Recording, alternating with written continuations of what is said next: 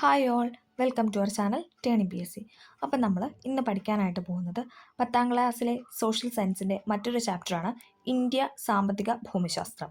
India സാമ്പത്തിക ഭൂമിശാസ്ത്രം ഇതും എന്താണ്, ഇന്ത്യൻ ജോഗ്രഫിയുമായി ബന്ധപ്പെട്ട ഒരു ചാപ്റ്ററാണ്. അപ്പോൾ നമുക്ക് സ്റ്റാർട്ട് ചെയ്യാം. ഇവിടുത്തെ കുറച്ച് പിക്ചറൊക്കെ കൊടുത്തിട്ടുണ്ട്. ഇന്ത്യയുടെ വികസനത്തിന് നിദാനമായ ചില മേഖലകളെയാണ് ചിത്രത്തിൽ സൂചിപ്പിച്ചിട്ടുള്ളത് അല്ലേ. കൃഷി കാണാം, പിന്നെന്താണ് റെയിൽവേ, അതോടൊപ്പം റോഡ് ഗതാഗതം അല്ലേ, അങ്ങനെ പിന്നെന്താ ടൂറിസം, അങ്ങനെ പല കാര്യങ്ങളും ഇവിടെ കൊടുത്തിട്ടുണ്ട്. വൈവിധ്യമാർന്ന ഈ മനുഷ്യ പ്രവർത്തനങ്ങളെ ഇന്ത്യയുടെ ഭൗതിക സവിശേഷതകൾ ഗണ്യമായി സ്വാധീനിക്കുന്നുണ്ട്. ഇന്ത്യയുടെ ഭൗതിക സവിശേഷതകളെക്കുറിച്ച് കഴിഞ്ഞ അധ്യായത്തിൽ ചർച്ച ചെയ്തു അല്ലേ, നമ്മൾ കുറേ കാര്യങ്ങൾ പറഞ്ഞതാണ്. വൈവിധ്യമാർന്ന പ്രകൃതി വിഭവങ്ങൾ കൊണ്ട് അനുഗ്രഹീതമായ രാജ്യമാണ് ഇന്ത്യ. ഭൂവിസ്തൃതി, ഭൂപ്രകൃതി സവിശേഷതകൾ, കാലാവസ്ഥ, മണ്ണിനങ്ങൾ തുടങ്ങിയവയാണ് നമ്മുടെ വിഭവ സമൃദ്ധിക്ക് ആധാരം. രാജ്യപുരോഗതിക്ക് വിഭവ ലഭ്യതയെ പോലെ പ്രധാനമാണ് വിഭവ വിനിയോഗവും.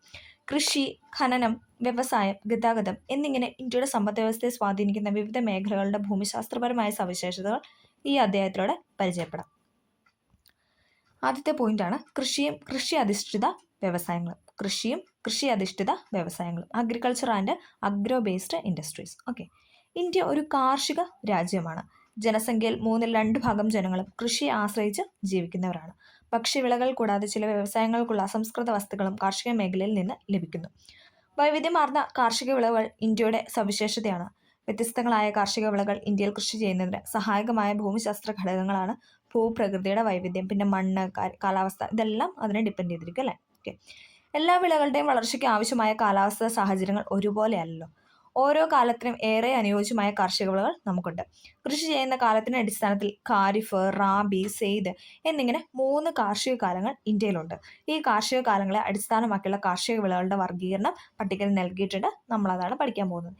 ഇമ്പോർട്ടൻ്റ് ആണ്. ഈ ബോക്സ് എല്ലാവരും സ്ക്രീൻഷോട്ട് എടുത്ത് വയ്ക്കുക, അല്ലെങ്കിൽ ഒന്ന് എഴുതി വെച്ച് പഠിക്കുകയോ ചെയ്യണം. ഇമ്പോർട്ടൻ്റ് ആയൊരു പോർഷനാണ് ഇതെന്ന് പറയുന്നത്. ഓക്കെ, ആദ്യം നമ്മൾ പറയാൻ പോകുന്നത് ഖാരിഫ് വിളയാണ് നമ്മൾ പറയുന്നത്. അത് വിള ഇറക്കുന്ന സമയം എന്ന് പറഞ്ഞാൽ നമ്മൾ കഴിഞ്ഞ ക്ലാസ്സിലൊക്കെ പറഞ്ഞതാണ് ജൂൺ അല്ലേ.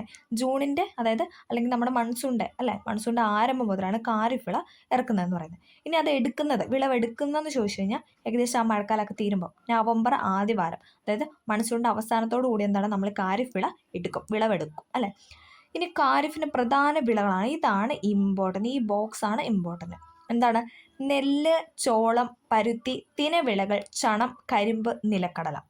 ഇതൊക്കെ എന്ന് പറയുന്നത് എന്താണ്? ഖാരിഫ് വിളകളാണ്. നെല്ല്, ചോളം, പരുത്തി, തിനവിളകൾ, ചണം, കരിമ്പ്, നിലക്കടല.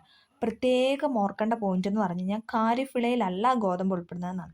നെല്ലും ഗോതമ്പും ഒരേ ഇനമാണ് അല്ലെ, ഏകദേശം അവർക്ക് വേണ്ട കാര്യങ്ങളൊക്കെ ഒരുപോലെയാണ്, നമ്മൾ അത് വെച്ച് പഠിക്കും. പക്ഷെ അല്ല, നെല്ലെന്ന് പറയുന്നത് ഒരു ഖാരിഫ് വിളയാണ്, ഗോതമ്പ് എന്ന് പറയുന്ന റാബി വിളയാണ്. ഓക്കെ, നെല്ലും ഗോതമ്പുമാണ് മിക്കപ്പോഴും ചോദിച്ച് കണ്ടിട്ടുള്ളത്, പക്ഷേ ഈ ബോക്സ് കംപ്ലീറ്റ് ആയിട്ട് പഠിക്കാം. ഓക്കെ, ഖാരിഫ് വിളയാണ് ഏതെന്ന് പറയുന്നത് നെല്ല്, ചോളം, പരുത്തി, തിനവിള, ചണം, കരിമ്പ്, നിലക്കടല. ഓക്കെ, അപ്പം നമ്മൾ നവംബറോട് കൂടി എന്താണ് ഖാരിഫ് വിള എടുത്തു. അപ്പം എന്തായാലും അടുത്തൊരു കൃഷി ചെയ്യണ്ടേ, അതാണ് റാബി വിള എന്ന് പറയുന്നത്. നമ്മൾ ഖാരിഫ് വിള എടുക്കുമ്പോൾ തന്നെ എന്താണ് റാബി വിള ഇടുകയെന്നങ്ങ് ഓർത്താൽ മതി.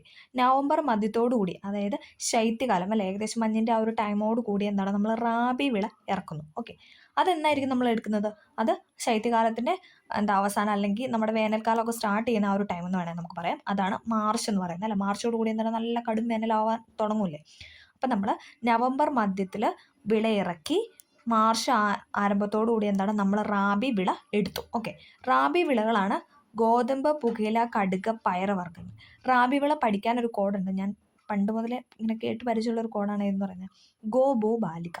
ഗോ വെച്ചിട്ട് നമ്മൾ ഗോതമ്പ് കണക്ട് ചെയ്യുക, ഗോ പൂ വെച്ചിട്ട് പുകയില കണക്ട് ചെയ്യുക, ബാലിക ബാർലി ഉണ്ട്, പിന്നെ അതോടൊപ്പം ബാർലി എന്ന് പറയുന്നതാണ് ബാ വെച്ചിട്ട് ഗോപു ബാലികയുടെ ബാലി എന്ന് പറയുന്നത് ബാർലിയാണ്.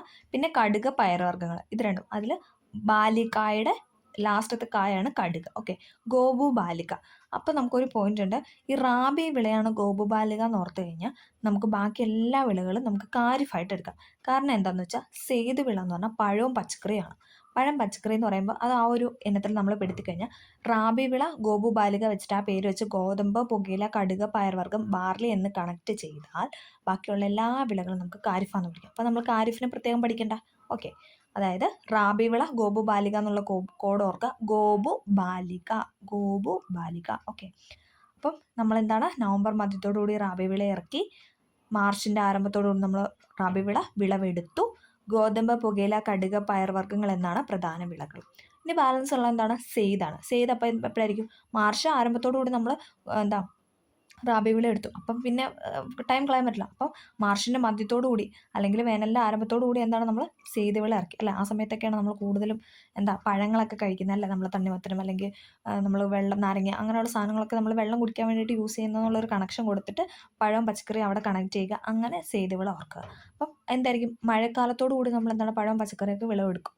അപ്പം പിന്നെ വീണ്ടും നമ്മൾ ഖാരിഫ് ഇടുന്നു, ദെൻ റാബി ഇടുന്നു, ദെൻ സെയ്ത് ഇടുന്നു. അങ്ങനെ അതൊരു സൈക്ലിക് ഫോമായിട്ട് പോകുന്നു. ഒന്നും കൂടെ പറയാം. ഖാരിഫ് വിള എന്ന് പറയുന്നത് ജൂണിൽ ഇറക്കി നവംബറോട് കൂടി നമ്മൾ വിളവെടുത്തു. നെല്ല്, ചോളം, പരുത്തി, തിണവിളകൾ, ചണം, കരിമ്പൻ, നിലക്കടല എന്നാണ് ഖാരിഫ് വിളകൾ. അടുത്തത് നമ്മൾ നവംബർ മധ്യത്തോടു കൂടി റാബി വിള ഇറക്കി മാർച്ചിൻ്റെ ആരംഭത്തോടു കൂടി റാബി വിള വിളയെടുത്തു. ഗോതമ്പ്, പുകയില, കടുക്, പയർവർഗ്ഗം, ഗോപു, ബാലിക എന്നുള്ള കോഡ് ഓർക്കുക. അത് വെച്ചിട്ട് റാബി വിള പഠിക്കുക. ദെൻ സെയ്ത് എന്ന് പറയുന്നതാണ് മാർച്ച് അഥവാ വേനലിൻ്റെ ആരംഭത്തോടു കൂടി നമ്മൾ ഇട്ടു, വിള ഇറക്കി. ജൂണിൻ്റെ മൺസൂണിൻ്റെ ആരംഭത്തോടു കൂടി നമ്മൾ വിളവെടുത്തു. പഴങ്ങൾ, പച്ചക്കറികൾ. ഓക്കെ, ക്ലിയർ ആയെന്ന് പ്രതീക്ഷിക്കുന്നു. ചെറു ധാന്യങ്ങളെയാണ് നമ്മൾ തിണ എന്ന് പറയുന്നത് അല്ലെ? നമ്മളിപ്പോൾ പറഞ്ഞായിരുന്നു അല്ലെ, ഖാരിഫ് വിളയിൽ പെടുന്നതാണ് തിണവിളകൾ എന്നാണ്. അപ്പം തിണ എന്താണെന്നാണ് നോക്കുന്നത്. ചെറുധാന്യങ്ങളാണ് തിനവിളകൾ എന്ന് വിളിക്കുന്നത്. ഭക്ഷ്യധാന്യങ്ങളിൽ ഉൾപ്പെടുന്ന ജോവർ, ബജ്റ, റാഗി എന്നിവ തിനവിളകളാണ്. ജോവർ, ബജ്റ, റാഗി അല്ലെ? റാഗിപ്പൊടി എന്നൊക്കെ നമ്മൾ കേട്ടിട്ടുണ്ടല്ലേ? അപ്പം റാഗി, ജോവർ, ബജ്റ എന്നൊക്കെ പറയുന്നതാണ് തിനവിളകൾ. തിനവിളകൾ ഏതാണ്? ഖാരിഫ് വിളയാണ്. ഓക്കെ, അപ്പോൾ തിനവിളകൾ അല്ലെങ്കിൽ മില്ലറ്റ്സ് എന്നൊക്കെ മില്ലറ്റ്സ് എന്ന വിഭാഗത്തിൽ പെടുന്നു. ഓക്കെ, അടുത്തത് നമ്മൾ പറയാനായിട്ട് പോകുന്ന കാർഷിക വിളകളാണ്. ഇന്ത്യയിലെ കാർഷിക വിളകളെ ഭക്ഷ്യവിളകൾ, നാണ്യവിളകൾ എന്ന് രണ്ടായിട്ട് തരംതിരിക്കാം. ഭക്ഷ്യവസ്തുക്കളായി നേരിട്ട് ഉപയോഗിക്കാവുന്ന വിളകളാണ് ഭക്ഷ്യവിളകൾ. ഭക്ഷ്യവസ്തുക്കളായിട്ട് നമ്മൾ നേരിട്ട് ഉപയോഗിക്കുന്ന ഭക്ഷ്യവിളകളും. എന്നാൽ വാണിജ്യ വ്യാവസായിക പ്രാധാന്യമുള്ള വിളകളാണ് നാണ്യവിളകൾ. ഓക്കെ, നമ്മൾ കൊടുത്ത നാണ്യം മേടിക്കുന്നു എന്ന് കണക്ട് ചെയ്യുന്നത്. ഓക്കെ, ഇന്ത്യയിലെ പ്രധാന ഭക്ഷ്യവിളകൾ, അവയുടെ വിതരണം, വളർച്ചയ്ക്ക് ആവശ്യമായ ഭൂമിശാസ്ത്ര ഘടകങ്ങൾ എന്നിവയൊക്കെയാണ് നമ്മളിനി പരിചയപ്പെടാനായിട്ട് പോകുന്നത്. അതിന് മുന്നേ ഇവിടെ ഒരു ബോക്സ് കൊടുത്തിട്ടുണ്ട്, നമുക്ക് നോക്കാം. അതിജീവനത്തിനായി മനുഷ്യൻ മണ്ണിനെ ബോധപൂർവം പ്രയോജനപ്പെടുത്തുന്ന ഒരു സംസ്കാരമാണ് കൃഷി അഥവാ അഗ്രികൾച്ചർ. അതിപുരാതന കാലം മുതൽ തന്നെ കൃഷി മനുഷ്യന്റെ പ്രധാന ഉപജീവിത ഉപാധിയായിട്ട് കണ്ടെത്തിയിരുന്നു. അഗർ കൾച്ചർ എന്നീ രണ്ട് ലാറ്റിൻ വാക്ക്, അഗർ എന്ന് പറയുന്നതും കൾച്ചർ എന്നും പറയുന്ന രണ്ടും ലാറ്റിൻ വാക്കുകളാണ്. ഈ ലാറ്റിൻ പദങ്ങളിൽ നിന്നാണ് അഗ്രികൾച്ചർ എന്ന ഇംഗ്ലീഷ് പദം രൂപപ്പെട്ടിട്ടുള്ളത്. അഗർ എന്നതിന് കര അഥവാ ലാൻഡ് എന്നും കൾച്ചർ എന്നതിന് കൃഷി അഥവാ കൾട്ടിവേഷൻ എന്നുമാണ് അർത്ഥം. അതൊന്നും നമുക്ക് വേണ്ട, ജസ്റ്റ് പറഞ്ഞു വെച്ചതേ ഉള്ളൂ. ഓക്കെ, ലാറ്റിനിൽ അഗ്രികൾച്ചർ എന്നാൽ കൃഷി എന്നാണ് അർത്ഥം. കാർഷിക വിളകളുടെ ഉൽപ്പാദനത്തോടൊപ്പം പുഷ്പഫല കൃഷി, കന്നുകാലിയെ വളർത്തൽ, വനവൽക്കരണം, മത്സ്യകൃഷി മുതലായ പ്രവർത്തനങ്ങളും കൃഷിയുടെ പരിധിയിൽ ഉൾപ്പെടുന്നുണ്ട്. ഓക്കെ, അപ്പോൾ കുട്ടിയൊരു ബോക്സാണ് നമ്മൾ പരിചയപ്പെട്ടത്. ഇനി നമുക്ക് ബാക്ക് ടു നമ്മൾ വീണ്ടും ഓരോ കൃഷിയിലോട്ട് പോകുന്നു. ആദ്യം തന്നെ നമ്മൾ നെല്ലിനെ പറ്റിയാണ് പഠിക്കാൻ പോകുന്നത്. ഓക്കെ, നെല്ല് അഥവാ റൈസ്. ഇന്ത്യയിലെ മുഖ്യ ഭക്ഷ്യവിളയായ നെല്ല് ഒരു ഖാരിഫ് വിളയാണ്. നമ്മൾ പറഞ്ഞായിരുന്നല്ലേ, നെല്ലെന്ന് പറയുന്നത് ഖാരിഫ് വിളയും ഗോതമ്പ് എന്ന് പറയുന്നത് റാബി വിളയുമാണ് അല്ലേ? അപ്പം നെല്ലെന്ന് പറയുന്നത് ഖാരിഫ് വിളയാണ്. എക്കൽ മണ്ണാണ് നെൽ കൃഷിക്ക് ഏറ്റവും അനുയോജ്യം. PYക്കാണ് ഇമ്പോർട്ടൻ്റ് ആണ്. ഇതൊന്നും ഞാൻ എടുത്തെടുത്ത് പറയുന്നില്ല, കാരണം ഇതെല്ലാം SRT ചോദിക്കുന്ന പോയിന്റ്സ് ആണ്. SRT എന്നാണ് മുഴുവൻ സ്റ്റേറ്റ്മെന്റ് നമ്മുടെ PSC ഇപ്പോൾ ചോദിക്കുന്നത്. ഓക്കെ, ഇന്ത്യയിലെ മുഖ്യ വിളകളായ ഒന്നാണ് നെല്ലെന്ന് പറയുന്നത്. നെല്ലൊരു ഖാരിഫ് വിളയാണ്. അതോടൊപ്പം എക്കൽ മണ്ണാണ് നെൽകൃഷിക്ക് ഏറ്റവും അനുയോജ്യം. ഉയർന്ന താപനിലയിലും, അതായത് 24 ഡിഗ്രി സെൽഷ്യസിന് മുകളിൽ, പിന്നെന്താണ്, ധാരാളം മഴയും 150 സെൻറ്റിമീറ്റർ കൂടുതൽ മഴയും നെൽകൃഷിക്ക് ആവശ്യമാണ്. 24 ഡിഗ്രി സെൽഷ്യസിന് മുകളിൽ ചൂടും 150 സെൻറ്റിമീറ്റർ കൂടുതൽ മഴയും എന്താണ് നെൽകൃഷിക്ക് ആവശ്യമാണ്. മഴ കുറഞ്ഞ പ്രദേശങ്ങളിലും ജലസേചന സൗകര്യത്തോടെ നെൽകൃഷി ചെയ്തു വരുന്നത് അല്ലേ? മഴ കുറവാണെങ്കിൽ എന്താണ്, ജലസേചനം വഴി അവിടെ ജലം എത്തിക്കുന്നുണ്ട് അല്ലേ? അപ്പം അങ്ങനെ എന്താണ് നെൽകൃഷി ചെയ്തു വരുന്നുണ്ട്. നദീതടങ്ങളിലും തീരസമുദ്രങ്ങളിലുമാണ് മുഖ്യമായും നെൽകൃഷി ചെയ്യുന്നത് അല്ലേ? നമുക്കറിയാം, തീരസമതലങ്ങളിലൊക്കെ എന്താണ് നെല്ലും തെങ്ങൊക്കെ കൂടുതലായിട്ട് ചെയ്യാറുണ്ടല്ലേ? പർവ്വത ചെരുവുകളിലും തട്ടുകളാക്കി നെൽകൃഷി ചെയ്തു വരുന്നുണ്ട്. ഓക്കെ, അപ്പോൾ ഇത്രയും പോയിന്റാണ് ഇവിടെ നെല്ലുമായിട്ട് ബന്ധപ്പെട്ട് പറയാൻ ഉള്ളത്. ഇനി അടുത്തതാണ് ഗോതമ്പ്. ഓക്കെ, അടുത്തതാണ് ഗോതമ്പ് അഥവാ വീറ്റ്. ഇന്ത്യയിൽ ഉൽപ്പാദനത്തിൽ 2ാം സ്ഥാനത്തുള്ള ഭക്ഷ്യവിളയാണ് ഗോതമ്പ്. അതും ചോദിച്ചിട്ടുണ്ട്. ഒന്നാമത്തെ ഇതിൽ നമ്മൾ പറഞ്ഞു നെല്ലാന്ന് പറഞ്ഞു, അങ്ങനെയും ചോദിച്ചിട്ടുണ്ട്. 2ാമത്തെ വിളയായിട്ടും ക്വസ്റ്റ്യൻ വന്നിട്ടുണ്ട്. 2ാം സ്ഥാനത്തുള്ള ഭക്ഷ്യവിളയാണ് ഇതെന്ന് പറഞ്ഞാൽ ഗോതമ്പ്. ഗോതമ്പ് എന്ത് വിളയാണ്? ഗോതമ്പ് ഒരു റാബി വിളയാണ്. ഓക്കെ, അത് കറക്റ്റായിട്ട് മാർക്കാതെ പഠിക്കുക. ഗോതമ്പ് ഒരു റാബി വിളയാണ്. നീർവാഴ്ചയുള്ള എക്കൽ മണ്ണാണ് ഗോതമ്പ് കൃഷിക്ക് ഉത്തമം. അതായത് നല്ല ഒരു വെള്ളം അല്ലേ, അതായത് ഇങ്ങനെ വെള്ളം തങ്ങി നിർത്താൻ പാകത്തിനുള്ള എക്കൽ മണ്ണാണ് എന്തെന്ന് പറയുക ഗോതമ്പ് കൃഷിക്ക് ഉത്തമം. മുഖ്യമായും മിതോഷ്ണ മേഖലയിൽ കൃഷി ചെയ്യുന്ന ഈ വിളയ്ക്ക് 10 ഡിഗ്രി സെൽഷ്യസ് മുതൽ 26 ഡിഗ്രി സെൽഷ്യസ് വരെ താപനില, അതായത് 10 മുതൽ 26 ഡിഗ്രി ചൂട് വരെ എന്താണ് ഗോതമ്പിന് വേണം. അതോടൊപ്പം വേണ്ട 75 സെൻറ്റിമീറ്റർ മഴയും ആവശ്യമാണ്. ഏറെക്കുറെ എന്താണ് നമുക്ക് നെല്ലുമായിട്ട് പറയാം അല്ലേ. നെല്ലിന് എന്തായാലും 24 ഇവിടെ 26, പിന്നെന്താണ് അവിടെ 150 ഇവിടെ 75, നേർ പകുതി അല്ലേ. മഴയാണ് ആവശ്യം എന്ന് പറയുന്നത്. ഓക്കെ, ഇവിടുത്തെ ഗോതമ്പ് കൃഷി ചെയ്യുന്ന സ്ഥലങ്ങളൊക്കെയാണ് ഇവിടെ അടയാളപ്പെടുത്തി കൊടുത്തിരിക്കുന്നത്. ഓക്കെ, ഗോതമ്പ് ഒരു ശൈത്യകാല വിളയായതിനാൽ മുഖ്യമായും ജലസേചനെ ആശ്രയിച്ചാണ് ഇന്ത്യയിലെ ഗോതമ്പ് കൃഷി എന്ന് പറയുന്നത്. അതൊരു ശൈത്യകാല വിള നമ്മൾ പറഞ്ഞായിരുന്നല്ലേ, അതായത് മഞ്ഞിൻ്റെ സമയത്താണ്, അല്ലെങ്കിൽ നമ്മൾ ഖാരിഫ് വിളവെടുത്തതിന് ശേഷം നമ്മൾ ഇറക്കുന്നതാണ് റാബി വിള എന്ന് പറഞ്ഞു. അത് ശൈത്യകാലത്തുള്ള വിളയാന്ന് നമ്മൾ പറഞ്ഞു. അതുകൊണ്ട് തന്നെ ഇതെന്താണ്, ജലസേചനത്തെ ആശ്രയിച്ചാണ് കൂടുതലും ഗോതമ്പ് കൃഷി ഇന്ത്യയിൽ കൃഷി ചെയ്യുന്നത്. ഓക്കെ, അടുത്ത മൂന്നാമത്തെ വിളയാണ് മെയ്സ് അഥവാ ചോളം അല്ലേ. ചോളം നമുക്കറിയാലോ, നമ്മൾ കഴിക്കുന്ന സാധനമാണ് അല്ലേ. ഭക്ഷ്യവിളകളുടെ ഉൽപ്പാദനത്തിൽ ചോളത്തിന് 3-ാം സ്ഥാനമാണ്. അതും എന്താണ്, ഒരു പ്രിലിംസിന് ചോദിച്ചിട്ടുണ്ട്, 3-ാം സ്ഥാനത്ത് നിൽക്കുന്നത്. അപ്പം 1-ാമത് നെല്ല്, 2-ാമത് ഗോതമ്പ്, 3-ാമത് എന്താണ്, ചോളം. ഉഷ്ണകാലത്തും ശൈത്യകാലത്തും ഇന്ത്യയിൽ ചോളം കൃഷി ചെയ്യുന്നുണ്ട്. അതായത് 2 ടൈമിൽ എന്താണ് നമ്മൾ ചോളം കൃഷി ചെയ്യാറുണ്ട്. ചൂടുള്ള സമയത്തും അതുണ്ട്, അതുപോലെ തന്നെ മഞ്ഞുമൂടിയ സമയത്തും ഉണ്ട്. ശരാശരി 75 സെന്റിമീറ്റർ വാർഷിക വർഷപാതം ലഭിക്കുന്ന പ്രദേശങ്ങളിലാണ് കൃഷി ചെയ്യുന്നത്. നീർവാഴ്ചയുള്ള ഫലഭൂഷ്ടമായ മണ്ണാണ് അനുയോജ്യം. മധ്യപ്രദേശ്, കർണാടക, രാജസ്ഥാൻ, ഉത്തർപ്രദേശ് എന്നീ സംസ്ഥാനങ്ങളിലാണ് മുഖ്യമായും ചോളം കൃഷി ചെയ്യുന്നത്. മധ്യപ്രദേശ്, കർണാടക, രാജസ്ഥാൻ, ഉത്തർപ്രദേശ് എന്നീ സംസ്ഥാനങ്ങളിലാണ് കൂടുതലും ചോളം കൃഷി ചെയ്യുന്നത്. ഓക്കെ, നെല്ല്, ഗോതമ്പ്, ചോളം എന്നിവയെ കൂടാതെ ബാർലി, തിനവിളകൾ, പയറുവർഗ്ഗങ്ങൾ തുടങ്ങിയവ ഇന്ത്യയിലെ ഭക്ഷ്യവിളകൾ ഉൾപ്പെടുന്നുണ്ട്. അപ്പോൾ ഇത്രയും കാര്യങ്ങളാണ് എന്തെന്ന് പറഞ്ഞാൽ നമ്മുടെ ഭക്ഷ്യവിളകളിൽ ഉൾപ്പെടുത്തുന്നത്. അപ്പോൾ 1-ാമത്തെ ഘട്ടം കഴിഞ്ഞു. നമ്മൾ 2-ാമത് പോകുന്നതാണ് നാണ്യവിളകളിലോട്ട്. ഇവിടെ കൊടുത്തിട്ടുണ്ട്, ഇതും PYക്കായിട്ട് ചോദിച്ചിട്ടുണ്ട്. നാണ്യവിളകൾ, നാരുവിളയുണ്ട്, പാനീയ വിളകളുണ്ട്, സുഗന്ധ വിളയുണ്ട്, മറ്റു വിളകൾ എന്ന് പറഞ്ഞിട്ട് അങ്ങനെ 4 ടൈപ്പ് ഓഫ് നാണ്യവിളകളാണുള്ളത്. നമുക്ക് ഓരോന്നോരോന്നായിട്ട് ഡീറ്റെയിൽ ആയിട്ട് നോക്കാം. പരുത്തി കൃഷിയും പരുത്തി തുണി വ്യവസായവും നോക്കാം. ഇവിടെ പിക്ചറൊക്കെ പരുത്തിയുടെ പിക്ചർ തന്നിട്ടുണ്ട്, അതുപോലെ വ്യവസായത്തിൻ്റെ പിക്ചർ തന്നിട്ടുണ്ട്. ഇന്ത്യയിൽ പരുത്തി കൃഷി ചെയ്യുന്ന പ്രദേശങ്ങളും പ്രധാന പരുത്തി തുണി വ്യവസായ കേന്ദ്രങ്ങളുമാണ് ഇതിൽ കാണിച്ചിട്ടുള്ളത്. ഏതൊക്കെ സംസ്ഥാനങ്ങളാണ് പരുത്തി കൃഷി ചെയ്യുന്നതെന്നാണ് കണ്ടെത്താൻ പറയുന്നത്. മഞ്ഞുവീഴ്ചയില്ലാത്ത വർഷാകാലവും 20 മുതൽ 30 ഡിഗ്രി സെൽഷ്യസ് വരെ താപനിലയും ചെറിയ തോതിൽ വാർഷിക വർഷപാതവും പരുത്തി കൃഷിക്ക് ആവശ്യമാണ്. കറുത്ത മണ്ണും എക്കൽ മണ്ണാണ് ഏറ്റവും അനുയോജ്യം അല്ലേ. നമ്മൾ പറഞ്ഞായിരുന്നു കറുത്ത മണ്ണാണ് എക്കൽ മണ്ണാണ് അനുയോജ്യം, അതിൽ കറുത്ത മണ്ണാണ് ഏറ്റവും കൂടുതൽ, അതുകൊണ്ട് തന്നെ കറുത്ത പരുത്തി മണ്ണെന്നൊക്കെ പറയാറുണ്ടല്ലേ. ഓക്കെ, വസ്ത്രനിർമ്മാണ രംഗത്ത് ലോകവ്യാപകമായി ഉപയോഗിക്കുന്ന പരുത്തിയ യൂണിവേഴ്സൽ ഫൈബർ, അതും പ്രിലിംസിന് ചോദിച്ചിട്ടുള്ള ക്വസ്റ്റ്യനാണ്. ഇതൊന്നും ഇങ്ങനെ എടുത്തെടുത്ത് പറയുന്നില്ല, കാരണം ഇതെല്ലാം സ്റ്റേറ്റ്മെൻ്റായിട്ട് വന്നിട്ടുണ്ട്. യൂണിവേഴ്സൽ ഫൈബർ എന്നറിയപ്പെടുന്ന പരുത്തിയാണ്. ഓക്കെ, പരുത്തി ഉൽപ്പാദനത്തിൽ ഇന്ത്യക്ക് 4-ാം സ്ഥാനമാണ് ഉള്ളത്. അതും ചോദിച്ചിട്ടുണ്ട്. ഇന്ത്യക്ക് പരുത്തി ഉൽപ്പാദനത്തിൽ 4-ാം സ്ഥാനമാണ് ഉള്ളത്. ഇന്ത്യയിലെ ഏറ്റവും വലിയ കൃഷി അധിഷ്ഠിത വ്യവസായമാണ് പരുത്തി തുണി വ്യവസായം. ഇന്ത്യയിലെ ആദ്യത്തെ പരുത്തി തുണി മിൽ സ്ഥാപിതമായത് 1818, കണക്ട് അല്ല 1818 ഓർത്താൽ മതി. ഇന്ത്യയിലെ ആദ്യത്തെ പരുത്തി തുണി മിൽ സ്ഥാപിതമായത് 1818 കൊൽക്കത്തയ്ക്ക് സമീപമുള്ള ഫോർട്ട് ഗ്ലാസ്റ്ററിലാണ്. ഫോർട്ട് ഗ്ലാസ്റ്ററിലാണ് എന്തെന്ന് പറയുന്ന ആദ്യത്തെ പരുത്തിത്തുണി മില്ല് സ്ഥാപിതമായത്. എന്നാൽ വൻതോതിൽ ഉൽപ്പാദനം ആരംഭിക്കുന്നതിന് 1854 മുംബൈയിലാണ്.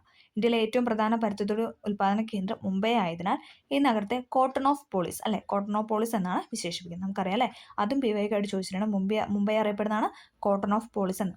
മുംബൈ പ്രധാന പരുത്തിത്തുണി വ്യവസായ കേന്ദ്രമായി മാറാൻ അനുകൂലമായ സാഹചര്യങ്ങൾ എന്തെല്ലാമാണെന്നാണ് കണ്ടെത്താൻ പറഞ്ഞിട്ടുണ്ട്. സമീപ പ്രദേശങ്ങളിൽ നിന്ന് അസംസ്കൃത വസ്തുക്കളുടെ സുഗമമായ ലഭ്യത, കുറഞ്ഞ നിരക്കിൽ ഊർജ്ജ ലഭ്യത, മുംബൈ തുറമുഖം കേന്ദ്രീകരിച്ചുള്ള കയറ്റുമതി ഇറക്കുമതി സാധ്യതകൾ. ഓക്കെ, ശുദ്ധജല ലഭ്യത, മനുഷ്യ വിഭവ ലഭ്യത. മുംബൈ കഴിഞ്ഞാൽ ഗുജറാത്തിലെ അഹമ്മദാബാദാണ് പ്രധാന പരുത്തിത്തുണി വ്യവസായ കേന്ദ്രം. അപ്പോൾ ആദ്യം മുംബൈ എന്ന് പറഞ്ഞു, ദെൻ 2-ാമത് അഹമ്മദാബാദ്. അഹമ്മദാബാദ് എവിടെയാണെന്ന് ചോദിച്ചാൽ ഗുജറാത്തിൽ. ഓക്കെ, അടുത്താണ് ചണം കൃഷിയും ചണ വ്യവസായവും. ഇന്ത്യയിലെ മറ്റൊരു നാരുവിളയാണ് ചണം. ചണം എന്ന് പറയുന്നത് എന്താണ്, ഒരു നാരുവിളയാണ്. ഓക്കെ, ഈർപ്പമുള്ള സാഹചര്യത്തിലാണ് ചണം വളരുന്നത്. ഉയർന്ന താപനിലയും 150 സെന്റിമീറ്ററിൽ കൂടുതൽ മഴയും ചണം കൃഷിക്ക് അത്യന്താപേക്ഷിതമാണ്. നീർവാഴ്ചയുള്ള എക്കൽ മണ്ണാണ് ചണം കൃഷിക്ക് വേണ്ടത്. എന്താണ് നീർവാഴ്ചയുള്ള എക്കൽ മണ്ണ്? ഗോതമ്പിനെ പോലെ തന്നെ അല്ലേ, നീർവാഴ്ചയുള്ള എക്കൽ മണ്ണാണ് എന്താണ് ഗോതമ്പിനും വേണ്ടത്, അതുപോലെ തന്നെയാണ് ചണത്തിനും.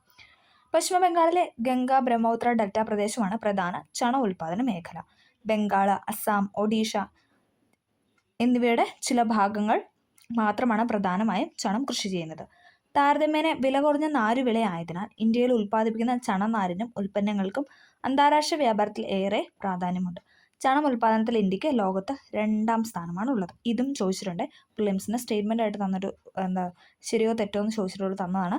ചണം ഉൽപ്പാദനത്തിൽ ഇന്ത്യക്ക് ലോകത്ത് 2-ാം സ്ഥാനമുള്ളതാണ്. ട്രൂ ഓർ ഫോൾസ് എന്നുള്ള രീതിയിൽ തന്നിട്ടുണ്ട്. ഓക്കെ, ഇനി നമ്മൾ 3-ാമത് പറയാനായിട്ട് പോകുന്നത് തേയിലയാണ്. ഓക്കെ, അടുത്തതാണ് തേയില. ഏറ്റവും കൂടുതൽ തേയില ഉൽപ്പാദിപ്പിക്കുന്ന രാജ്യമാണ് ഇന്ത്യ. അതും ചോദിച്ചിട്ടുണ്ട്. ഇന്ത്യയാണ് ഏറ്റവും കൂടുതൽ തേയില ഉൽപ്പാദിപ്പിക്കുന്ന രാജ്യം.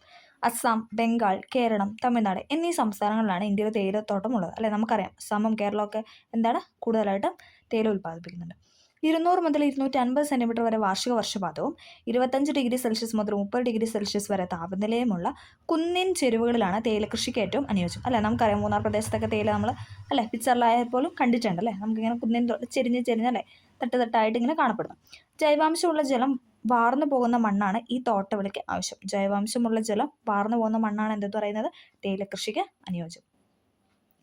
തേയിലത്തോട്ടങ്ങളിൽ നിന്ന് ശേഖരിക്കുന്ന തേയില സമീപത്ത് തന്നെയുള്ള ഫാക്ടറികൾ സംസ്കരിച്ച് വിപണനം ചെയ്യുന്നു. ഇന്ത്യയുടെ ഒരു പ്രധാന കയറ്റുമതി ഇനമാണ് തേയില എന്ന് പറയുന്നത്. അപ്പോൾ എന്താണ്, ഓരോ തേയിലത്തോട്ടത്തിനടുത്ത് എന്തായാലും അവിടെ ഒരു ഫാക്ടറി ഉണ്ടാവും. അപ്പോൾ അവിടെ വെച്ചിട്ടാണ് അത് സംസ്കരിച്ച് വിപണനം ചെയ്യുന്നത്. പിന്നെ എന്താണ്, ഇന്ത്യ എന്ന് പറയുന്നത് ഇന്ത്യയിലെ ഒരു പ്രധാന കയറ്റുമതി ഇനമാണ് എന്തെന്ന് പറയുന്നത് തേയില എന്ന് പറയുന്നത്. ഓക്കെ, ഇവിടെ കൊടുത്തിട്ടുണ്ട് കേരളത്തിൽ ഇടുക്കി, വയനാട് ജില്ലകളിൽ തേയില കൃഷി ചെയ്യുന്നു എന്നൊക്കെ പറഞ്ഞ ഇവിടെ ഒരു ബോക്സ് കൊടുത്തിട്ടുണ്ട്. ഓക്കെ, അടുത്ത നമ്മൾ പറയാനായിട്ട് പോകുന്നത് കാപ്പീനെ പറ്റിയാണ്. കാപ്പി അല്ലേ, കോഫി അഥവാ കാപ്പി. ഒരു ഉഷ്ണമേഖലാ തോട്ടവിളയായ കാപ്പിയുടെ ഉൽപ്പാദനത്തിൽ ഇന്ത്യ 6ാം സ്ഥാനത്താണ്. കാപ്പിയുടെ ഉൽപ്പാദനത്തിൽ ഇന്ത്യക്ക് 6ാം സ്ഥാനമാണ് ഉള്ളത്. കർണാടകം, കേരളം, തമിഴ്നാട് എന്നീ സംസ്ഥാനങ്ങളിലായി പശ്ചിമഘട്ട മലനിരകളിലാണ് ഇന്ത്യയിലെ കാപ്പിത്തോട്ടങ്ങൾ. നമുക്കറിയാം ഏറ്റവും കൂടുതൽ കാപ്പി കൃഷി ചെയ്യുന്നത് കർണാടകത്തിൽ, 2ാം സ്ഥാനം കേരളത്തിൽ. അങ്ങനെയും ചോദിച്ചിട്ടുണ്ട്. 2ാം സ്ഥാനം കാപ്പി ഏറ്റവും കൂടുതൽ ഉൽപ്പാദിപ്പിക്കുന്ന 2ാം സ്ഥാനം ഏതിനാണെന്ന് ചോദിച്ചിട്ടുണ്ട്. അത് കേരളം കാപ്പി. ഓക്കെ, മിതമായ താപനിലയും ഉയർന്ന വർഷപാതവുമാണ് കാപ്പി കൃഷിക്ക് വേണ്ടത്.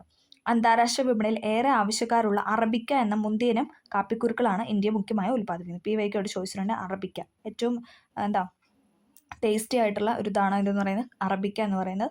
അതാണ് മുന്തിയ കാപ്പിക്കുരുക്കളായിട്ട് ഉൽപ്പാദിപ്പിക്കുന്നത് ഇന്ത്യയിൽ. ഓക്കെ, ആകെ ഉൽപ്പാദനത്തിൽ 3/2 ഭാഗവും കർണാടകത്തിൽ നിന്നാണ്. അല്ലേ, അതായത് 3/2 ഭാഗവും ഉൽപ്പാദിപ്പിക്കുന്ന ആരാണ്? കർണാടകമാണ്.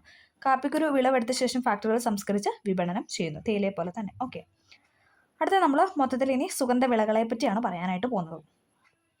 സുഗന്ധ വിളകൾ അല്ലെ, നമുക്കറിയാം ഏലം, കുരുമുളക്, ജാതി, ഗ്രാമ്പു, ഇഞ്ചി അല്ലേ, നമ്മളിങ്ങനെ അല്ലെ സ്പേസസ് ഇങ്ങനെ പറഞ്ഞ അല്ലെ ഒരുപാടുണ്ടല്ലേ. തുടങ്ങിയ സുഗന്ധവിളകൾക്ക് പ്രാചീന കാലം മുതൽക്കേ പുകഴ്പെറ്റ രാജ്യമാണ് ഇന്ത്യ എന്ന് പറയുന്നത്. പശ്ചിമഘട്ട മലനിരകളിലാണ് സുഗന്ധവിളത്തോട്ടങ്ങൾ ഏറെയും കേന്ദ്രീകരിച്ചിട്ടുള്ളത്. നീർവാഴ്ചയുള്ള വനമണ്ണ്, മണൽമണ്ണ് എന്നിവയും ധാരാളം മഴ ലഭിക്കുന്ന ഉഷ്ണമേഖലാ കാലാവസ്ഥയുമാണ് ഇവിടുത്തെ അനുകൂല ഘടകങ്ങൾ എന്ന് പറയുന്നത്. എന്തൊക്കെയാണ്? പശ്ചിമഘട്ട മലനിരകളിലാണ് സുഗന്ധവിളത്തോട്ടങ്ങൾ ഏറെയും കേന്ദ്രീകരിച്ചിട്ടുള്ളത്. നീർവാഴ്ചയുള്ള വനമണ്ണ്, മണൽമണ്ണ് എന്നിവയും ധാരാളം മഴ ലഭിക്കുന്ന ഉഷ്ണമേഖലാ കാലാവസ്ഥയുമാണ് ഇവിടുത്തെ അനുകൂല സാഹചര്യം എന്ന് പറയുന്നത്. ഇവിടെ ഏലത്തിൻ്റെയും ജാതിപത്രിയും പിന്നെന്താ കുരുമുളകിൻ്റെ ഒക്കെ പിക്ചർ കൊടുത്തിട്ടുണ്ട്. അടുത്താണ് കരിമ്പ് കൃഷിയും പഞ്ചസാര വ്യവസായവും. ഉഷ്ണമേഖലാ വിളയായ കരിമ്പിന് ചൂടും മഴയുമുള്ള കാലാവസ്ഥയാണ് വേണ്ടത്. അതായത് കരിമ്പിന് എന്താണ്? ചൂടും വേണം, അതോടൊപ്പം മഴയും വേണം. ഉഷ്ണമേഖല വിളയായ കരിമ്പിന് ചൂടും മഴയുമുള്ള കാലാവസ്ഥയാണ് വേണ്ടത്. കറുത്ത മണ്ണ്, എക്കൽ മണ്ണ് തുടങ്ങിയ മണ്ണിനങ്ങൾ കരിമ്പ് കൃഷിക്ക് അനുയോജ്യമാണ്. കറുത്ത മണ്ണും അതോടൊപ്പം എക്കൽ മണ്ണും. കരിമ്പ് ഉൽപ്പാദനത്തിൽ ഇന്ത്യക്ക് 2ാം സ്ഥാനമാണ് ഉള്ളത്. ഇതും PYക്കോട്ട് ചോദിച്ചിട്ടുണ്ട്. കരിമ്പ് ഉൽപ്പാദനത്തിൽ ഇന്ത്യക്ക് 2ാം സ്ഥാനമാണ് ഉള്ളത്. കരിമ്പ് കൃഷി ചെയ്യുന്ന പ്രദേശങ്ങൾക്കൊപ്പം പഞ്ചസാര വ്യവസായ കേന്ദ്രങ്ങളും കാണിച്ചിട്ടുള്ളത് ശ്രദ്ധിച്ചില്ല അല്ലേ. നമുക്കറിയാം കരിമ്പിൻ്റെ തോട്ടത്തിന് തൊട്ടടുത്ത് തന്നെ അവിടെ ഒരു ഫാക്ടറി ഉണ്ടാവും. കരിമ്പ് വിളവെടുത്ത് കഴിഞ്ഞാൽ ഉടൻ തന്നെ ഫാക്ടറികളിൽ എത്തിച്ച് അതിനെ നീരെടുക്കേണ്ടതുണ്ട്. അല്ലെങ്കിൽ കരിമ്പിലെ സൂക്രോസിൻ്റെ അളവ് കുറയും. അതുകൊണ്ടാണ് എന്തെന്ന് പറയുന്നത് ഈ തൊട്ടടുത്ത് തന്നെ കരിമ്പിൻ്റെ തോട്ടത്തിന് തൊട്ടടുത്ത് തന്നെ ഫാക്ടറി ഉണ്ടാവും. അല്ലെങ്കിൽ എന്താണ് ഒരുപാട് ദൂരേക്ക് നമ്മൾ കൊണ്ടുപോയിട്ട് അത് എടുക്കാൻ നോക്കിക്കഴിഞ്ഞാൽ എന്താണ് അതിനകത്ത് സൂക്രോസിൻ്റെ അളവ് കുറഞ്ഞു പോകും. ഓക്കെ, ഇവിടെ കരിമ്പ് കൃഷി ചെയ്യുന്ന പ്രദേശങ്ങൾ പഞ്ചസാര വ്യവസായം എന്നൊക്കെ പറഞ്ഞിട്ട് ഇവിടെ അടയാളപ്പെടുത്തി കൊടുത്തിട്ടുണ്ട്. ഇവിടെ ഒരു മാപ്പൊക്കെ കൊടുത്തിട്ടുണ്ട്. ഓക്കെ, ഉത്തർപ്രദേശാണ് കരിമ്പിൻ്റെയും പഞ്ചസാരയുടെയും ഉൽപ്പാദനത്തിൽ 1ാം സ്ഥാനത്ത്. എന്താണ്? ഉത്തർപ്രദേശാണ് കരിമ്പിൻ്റെയും പഞ്ചസാരയുടെയും ഉൽപ്പാദനത്തിൽ 1ാം സ്ഥാനം. പഞ്ചസാരയും ശർക്കരയും കരിമ്പിൽ നിന്നാണ് ഉൽപ്പാദിപ്പിക്കുന്നത്. നമുക്കറിയാം അല്ലേ, പഞ്ചസാരയും ശർക്കരയൊക്കെ എന്താണ്? കരിമ്പിൽ നിന്നാണ് ഉൽപ്പാദിപ്പിക്കുന്നത്. അടുത്ത നമ്മൾ പറയാനായിട്ട് പോകുന്നത് റബ്ബറിനെ പറ്റിയാണ്. റബ്ബർ 25°C കൂടിയ താപനിലയും 150 സെൻറ്റിമീറ്ററിന് മുകളിൽ മഴയുമാണ് റബ്ബർ കൃഷിക്ക് അനുയോജ്യം. എന്താണ്? 25°C കൂടുതൽ താപനിലയും 150 സെൻറ്റിമീറ്ററിൽ കൂടുതൽ മഴയുമാണ് എന്തെന്ന് റബ്ബർ കൃഷിക്ക് അനുയോജ്യം അല്ലേ. കേരളത്തിൽ നമ്മൾ പറയാറുണ്ട് ലാറ്ററൈറ്റ് സോയിലാണ് അല്ലേ റബ്ബർ കൃഷി എന്നൊക്കെ പറയാറുണ്ട്. മറ്റ് കൃഷികൾക്ക് പൊതുവെ അനുകൂലമല്ലാത്ത ലാറ്ററൈറ്റ് മണ്ണാണ് റബ്ബർ കൃഷിക്ക് ഏറെ അനുയോജ്യം അല്ലേ. കേരളത്തിലെ ഏറ്റവും കൂടുതൽ കാണപ്പെടുന്ന ലാറ്ററൈറ്റ് സോയിലാന്നൊക്കെ നമ്മൾ പഠിച്ചിട്ടുണ്ടല്ലേ. മറ്റ് കൃഷികൾക്ക് പൊതുവെ അനുകൂലമല്ലാത്ത ലാറ്ററൈറ്റ് മണ്ണാണ് റബ്ബർ കൃഷിക്ക് അനുയോജ്യം. കേരളമാണ് ഇന്ത്യയിലെ ഏറ്റവും കൂടുതൽ റബ്ബർ ഉൽപ്പാദിപ്പിക്കുന്ന സംസ്ഥാനം. കേരളത്തിൻ്റെ ഒരു പ്രധാന വരുമാന സ്രോതസ്സാണ് എന്തെന്ന് പറയുന്നത് റബ്ബർ അല്ലേ. തമിഴ്നാടിൻ്റെ ചില ഭാഗങ്ങളിലും ആൻഡമാൻ നിക്കോബാർ ദ്വീപുകളിലും ചെറിയ തോതിൽ നിന്നാണ് റബ്ബർ കൃഷി ചെയ്തു വരുന്നുണ്ട്. തമിഴ്നാടിൻ്റെ ചില ഭാഗങ്ങളിലും അതോടൊപ്പം ആൻഡമാൻ നിക്കോബാർ ദ്വീപുകളിലും എന്താണ് ചെറിയ തോതിൽ റബ്ബർ കൃഷി ചെയ്തു വരുന്നുണ്ട്. ഇനി കടൽ കടന്നെത്തിയ റബ്ബർ എന്ന് പറഞ്ഞിട്ട് ഇവിടെ ഒരു ബോക്സ് കൊടുത്തിട്ടുണ്ട്. ഈ ബോക്സ് നമ്മൾ നേരത്തെ പരിചയപ്പെട്ടിട്ടുണ്ട്. ഓക്കെ, എന്നാലും നോക്കാം. ബ്രസീലാണ് റബ്ബറിൻ്റെ ജന്മദേശം എന്ന് പറയുന്നത്, അല്ലേ? നമ്മൾ പറഞ്ഞിട്ടുണ്ട് ബ്രസീലാണ് റബ്ബറിൻ്റെ ജന്മദേശം. 1875 ബ്രിട്ടീഷുകാരനായ സർ വില്യം ഹെൻറിയാണ് ഇന്ത്യയിലേക്ക് ആദ്യമായി റബ്ബർ വിത്തുകൾ കൊണ്ടുവന്നത്. മധ്യ തിരുവിതാംകൂറിലെ കുന്നിൻ ചെരുവുകളിൽ ആരംഭിച്ച റബ്ബർ കൃഷി മലബാറിലേക്കുണ്ടായ കുടിയേറ്റത്തിലൂടെ വടക്കൻ ജില്ലകളിലേക്ക് വ്യാപിക്കുകയാണ് ഉണ്ടായത്. മധ്യ തിരുവിതാംകൂറിലെ കുന്നിൻ ചെരുവുകളിൽ ആരംഭിച്ച റബ്ബർ കൃഷി എന്താണ്? മലബാറിലേക്കുണ്ടായ കുടിയേറ്റത്തിലൂടെ വടക്കൻ ജില്ലകളിലൂടെ വ്യാപിച്ചു. അങ്ങനെ മൊത്തത്തിൽ എന്താണ് കേരളത്തിൽ മൊത്തത്തിൽ എന്താണ് റബ്ബർ കൃഷി വന്നു.